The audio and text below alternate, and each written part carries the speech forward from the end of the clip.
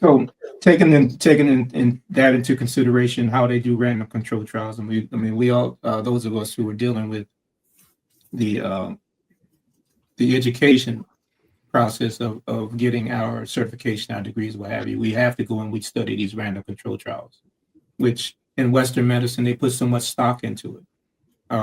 You know, to the this semester I have several random control trials that I have to study and write reviews on. And based upon just those random control trials alone, everything, as you said, is dealing with the physical component. I don't see much. I think there might have been one that I did study on that was dealing with yoga practices and how yoga was able to um, help those who were in, I believe they were in automobile accidents, but they were able to bring in the spiritual component. But Mm-hmm. most of the trials that I'm reading do not deal with the spiritual component. They never touch it. They always deal with the physical and what they call empirical evidence, and they completely gloss over whether there is a spiritual or even a mental component attached to the healing of anyone who's trying to figure out ways to be able to rebalance their health and bring their health back into homeostasis. Reading an article that I pulled down um, that was dealing with fibroids. I know black women uh, suffer. A lot of black women suffer with fibroids. Yeah. The medical practice of dealing and treating fibroids, particularly for black women, is to cut, and cut. Where they've just taken where they hysterectomies and taken out women's reproductive organs, which is just barbaric in my opinion.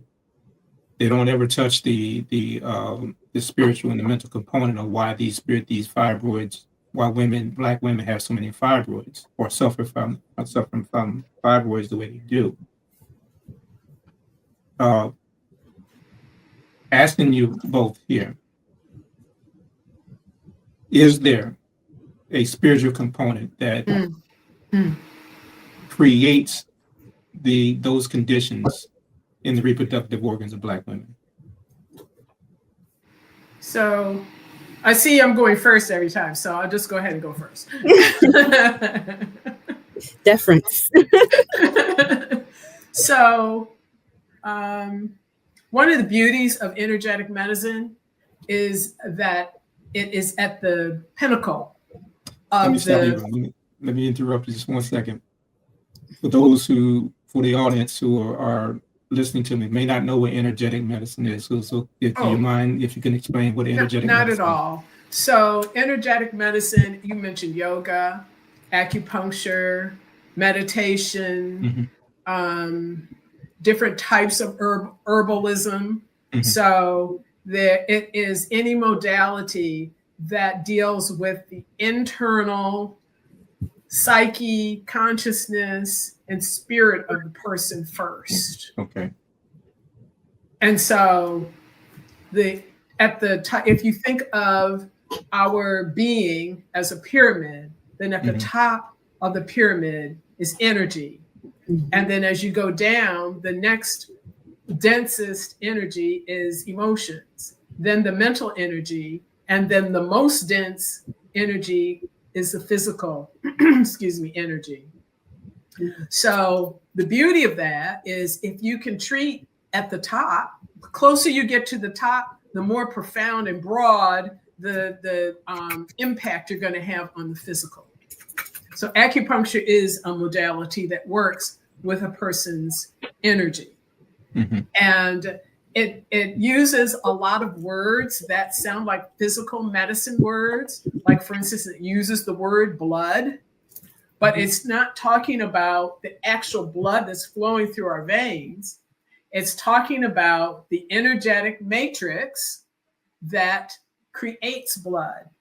So there's a configuration of blood at every level of the pyramid, if that makes sense. Hmm. So you mentioned, is there a spiritual component to fibroids, for example? Hmm. And in acupuncture theory, there's two main causes of fibroids. One is phlegm, which is mucus, basically hardened mucus, and the other is blood stasis. So if you break that down a little bit further and blend that with all the trauma and lifestyle stress that we go through, a lot of people go through life having to be very stuck for different reasons. Sometimes you had better be stuck, or you're going to get washed away, and your children are going to be washed away. So you find people just rooting themselves and being stuck, if you will, stagnant. You can go around. You can see them and then come back to them 2 years later. They look the same. They're doing the same. Everything's the same. That's stuck. We should not be the same in 2 years. So that's an example of a stagnation or stasis. Now, in that particular case, if it's a supermom, for example, she's doing what she has to do. But doing what you have to do and having to be kind of stagnant doing it creates a fibroid. Why put it in the uterus? It's the body is kind of misfiring, if you will. It's not able to deal with itself properly. It knows that it's creating this thing, and it's like, where's a good place to put it? Well, I could put it in the joints, or I could put it in the uterus. Oh yeah, it's a great empty space. We're going to stick it there.